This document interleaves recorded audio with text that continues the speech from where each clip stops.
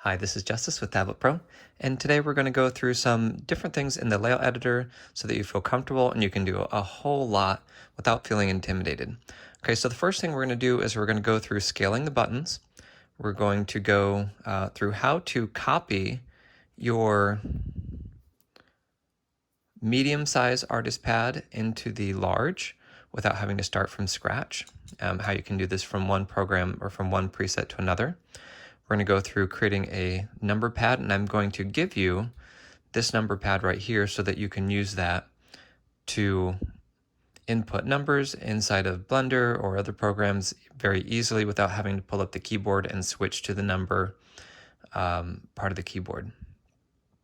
The next thing we'll go through is modifiers. If you're having problems with your modifiers, you're trying to use Alt to pick colors or navigate inside of a 3D program. How do you do that? How do you make that work? What does +1 second do? We're going to go through minimize. This function is excellent for a couple different things. We're going to go through how to add slider support so that if you have a slider on the screen that adjusts brush size or adjusts opacity or something like that, how do you make a slider? How do you get that connected to the artist pad over here, and how does that work? We're going to talk about how to get pixel location. So if you're making a button that's over here and then it drags over here, how do you get that location of that pixel so that you can get this button to work correctly? The next thing we're going to go through is click location buttons, which are very similar to the drag location buttons. One is for sliders, one is for clicking buttons. What is the best process for doing those click location buttons? Because you need to get a lot of information on location. How do you do that without jumping back and forth between programs? Then at the very end, I have something special for you. There is actually the ability in Tablet Pro to make these buttons do a lot of extra things, like control volume and actually press the eraser button, the Bluetooth button that's on the Surface Pen. You can actually do it with one of these buttons over here. So pretty cool. You can get that so that it pops up different programs and other things. We'll go just lightly into that topic at the very, very end and give you some tools to explore that on your own. All right, you guys stay tuned and we'll start right now. All right, step 1, scaling the buttons. So what does this mean? And this is maybe not the best term, but I think you're going to understand what I mean when I say this. So right here we have 3 buttons across and 2 buttons across, and then we have 1 and 2. Oh, I'm sorry, yes, 1 and 2, but this is taking the space of 2. So if we look at this, you're going to see it starts in the position on the left of 0, and then it goes 33. Starts at 33 from the left and goes to and it has a width of 33, starts at 66, and has a width of 33. Now this is actually, and it's a little bit confusing in the beginning, so this is 100 points down, not pixels, points down and 100 points across. And what that means is that if you have, actually let's do this with the assist pad, I think it's a bit easier to understand. So you have 4 across. If this is 100, then all these gaps, by the way, are measured somewhere else, and they're not actually part of this. So this is simple. 25, 25, 25, 25, and we're starting at 0, 25, 50, 75. Now we have 5 buttons down, so instead of it being 25 each, this is 20, 20, 20, 20, 20. So that should make a little bit more sense here, since this is going halfway across. That's 50, and that's how that works. And you can see over here, we're starting at 0, going 20 down, starting at 40 down, starting at 60 down. If we were to click over here, it'd be starting at 80 down. So if you're doing 3 buttons, 33, 33, 33, starting 0, 33, 66. And that works really well for creating buttons and layouts that look good and function well. All right, on to that number pad. Actually, I'll just put the link for that in the description. In order to add that in on your own, we'll go right here. I'll show you how to do that. So here's a preset I have. I'm going to double click on it. So these are different modes inside. So full screen, virtual controls, this is your assist pad. Virtual controls is this assist pad. So the number pad that's inside of the that I just showed you, you double click on your preset file and you just paste it right here. So virtual controls, this section, just copy right over it, save it. And then when you press assist, I'll show you how that works. So here on this one, I have this little button right here with the hashtag on it, the number symbol. Right here, I have this set to assist. And that is going to bring up, that will bring up that number pad right here. And right here, this is using a little move grip in order to get that to go so we can move it around the screen. This is probably my most frequent question. So you're inside of ZBrush, you hit Ctrl, and it doesn't work. It just freezes on the screen and you can't move anything. So how do you get that to work? So we've added this right here called +1 second.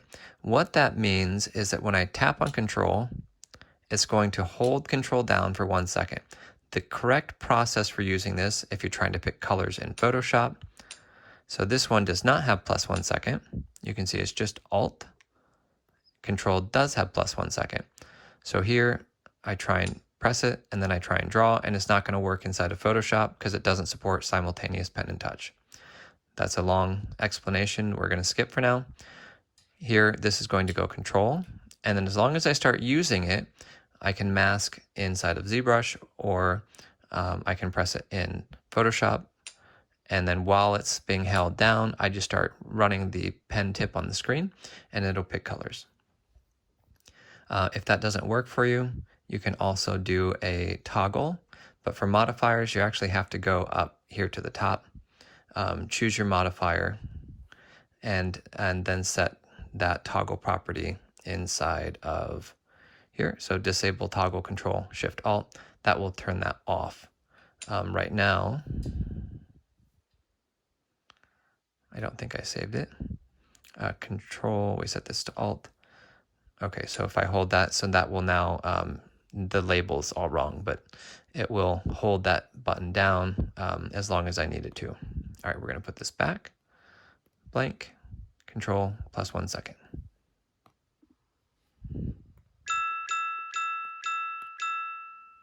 Oh, minimize. So what does minimize do?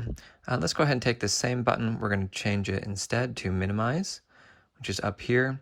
This is really useful for full screen mode. It's useful for the artist pad if you are constantly needing to close it. For instance, if you're bringing up the keyboard, the touch keyboard, and this is in the way, a minimize button can make things much simpler. So we're going to go ahead and save this, and then we will refresh manually. If I tap this, you can see that it shrinks down to this little tiny button with a plus sign. Pretty cool and very useful for a lot of different scenarios. You can do that same thing again with full screen mode. So you can go in between trackpad mode and actually just regular native touch. Now at this point, I think it's probably worth noting that inside of here are all of these different modes. What do they actually mean, and how does this work together? These are all just different ways of interacting with the screen. So full screen mode is going to be an entire screen as a trackpad. Float mode is where a small portion of the screen is a trackpad, and ignore these colors, it was for another video. And the artist pads are going to be ones that dock here on the side. By the way, if you want to get your, these are not small, medium, and large versions of the same thing. They're all separate. Like if you have a wardrobe of clothes, this is one shirt, this is a different shirt, and this is a different shirt. And this would be a hat. I don't know why. It's a hat. All right. So they're all different things, but they're all part of what's inside of one closet or preset, or however the analogy would need to work. So this is all inside of Blender 2.8, this preset. So you want to keep that in mind when you're working with these different files. All right, so if you wanted to copy one from, Let's say you make the medium one and you realize, I want it larger, but I don't want to start over. So you would do that by opening up the file. So you double click on the preset and you would go here to Artist Pad Medium. Let's say we wanted to copy this, leave that top part here, copy it, go up here to Artist Pad. This is Artist Pad Large, and you would just paste it in, save it, and then when you go to the large Artist Pad, then that will keep all that information and just will make it a larger version of the same thing. So satisfying. All right, so drag location slider support. So if you have here, let's go ahead and actually open up Blender, and we'll make sure that the pen tool is set up correctly. Pixel location needs to be here. This can be turned off if you're using a Surface Pro 7. There's a bug still, but you can actually use this with this turned off, and there's a free trial for the pen tool. So here, pixel location, color picker, those shortcuts are Alt-X and Alt-C. So if I have my pointer on the screen and I click, you can see it's copying pixel coordinates. And so if I wanted to, let's say I wanted to, let's go into sculpting. Okay, so we have the brush size right here. So I wanted to go up here and I wanted the slider to start here and then drag left and right. Oh, right here for radius. I've set this up already. So I can drag and increase the size of my sculpting brush, smaller and larger. And that's really useful for a lot of different things. So in order to do that, again, having the pen tool set up, or you can use other tools to find the location. You'd go into here, you can see size. This is set at drag location. Drag location has a left, right, and middle mouse button option for it. So you're going right here, you input the location right here. So this is with the left button down, dragging, it will start at this location and go whichever direction. Actually, you can go up and down from there as well, but it works just fine going any direction from that location to control the slider. So that's how you use and create a drag from location button or a slider. Now, if you just wanted to click a location, this is really easy, and I actually like how this was done by Takashi. We're going to minimize this, and I think this is going to be really useful. Notice that we have switched modes here during the refresh, so make sure you keep it at the correct mode. So let's say we want this button right here, this minimize one. We're going to choose to change it into a click location button. So we want it to click, it doesn't really matter, we'll go up here to modeling. So it's going to click right here. So I'm going to press Alt-X, get that pixel location information, and then I'm just going to click location, paste it in, and click save. Now, if this is refreshed properly, we'll just go ahead and do that. When I click here, it clicked on modeling. Now I could create another button that would click on sculpting, and you can make keyboard shortcuts for things that don't have keyboard shortcuts yet. I think that's really, really cool and something that we've been wanting to add to the program for many, many years. So that's hugely useful and one of my favorite features. All right, we're at the end, and we're to extra virtual key codes. So these buttons are sending virtual key codes, which the system recognizes as keyboard presses, docs.microsoft.com. What this is the codes that we use inside of Tablet Pro. So for instance, one that's not inside of Tablet Pro that I thought was pretty neat is the volume up and down. You can do media keys. You can set up, we have F1 through 12. You can actually do F1 through 24. I'll show you this in just a second. I think this is cool. Numpad, all of those, regular, F5. So the virtual key here, F18, F19, F20, these are all mapped to the eraser Bluetooth button on a Surface Pen. which means if you go in here to devices and pen and Windows ink, down here, these shortcuts, I'm not sure which one is which one actually, but you can set these to open up one of these, or you can have it launch OneNote or a classic app, and you can just select certain things from here so that when you press a button over here, it has some extra function. In order to do that, you would, inside of the artist pad, inside of the preset. So let's go ahead, we're going to double click on this and we'll go down. So let's say here, VK delete. Let's say we wanted that to be F20. You would put VK underscore F20. Now that won't do anything on its own, so you actually have to turn on Win. This is very advanced, and so I apologize, it's a little bit confusing. So here you can see number 37. Correspondingly, by the way, it's one higher than what's over here. So this is going to be 36.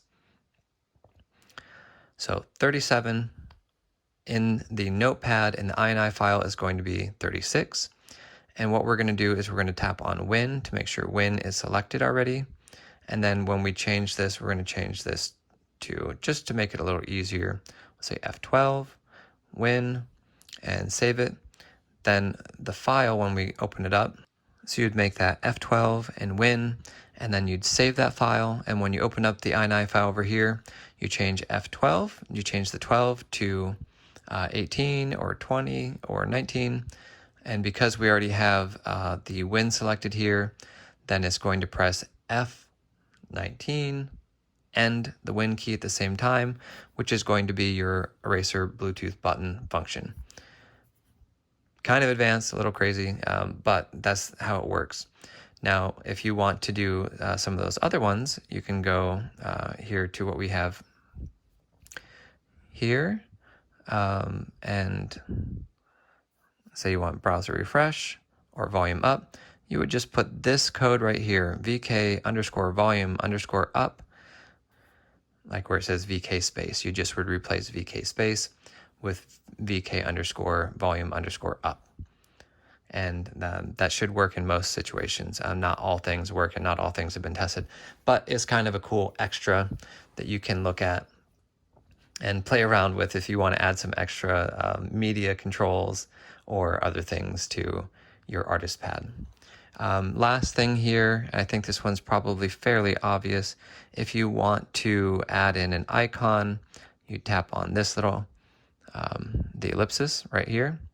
If you want to change the color, you can tap on the ellipsis right here, or you can input a hex color here and here, same thing. All right, I hope that that was really helpful. I think understanding this information really makes working with the artist pads a lot easier. I want you guys to be able to customize this and make it your own.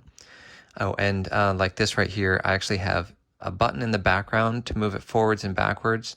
You just press front or back here and you can layer.